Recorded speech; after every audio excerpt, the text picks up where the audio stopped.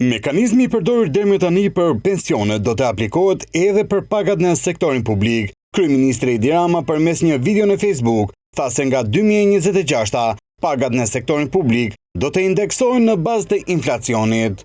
Fillimi i praktikës së indeksimit vjetor edhe për pagat e punonjësve të sektorit publik, qoftë në nivel qendror, qoftë në nivel vendor, të cilat do të korrektohen çdo vit në bazë të inflacionit. Kreu i qeverisë nuk e ndau lajmin nga seanca plenare, por nga zyra e tij në kryeministri. Ai përmendi edhe disa nga kategoritë që përfitojnë.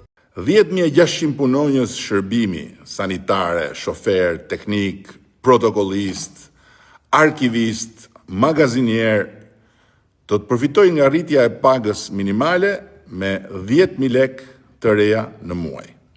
Për specialistë administratës publike, rritja do të jetë 5.000 lek të reja. Mësuesit do të përfitojnë pagë 3.000 lek të reja më shumë në muaj. Ndërkohë në parlament, pati replika mes palëve sa i përket parashikimit tjetër në projekt buxhetin për vitin 2026 për rritjen e pensioneve. Në fund të këtij mandati historik që shqiptarët na kanë besuar, të arrijmë që pensioni mesatar të shkojë si më poshtë.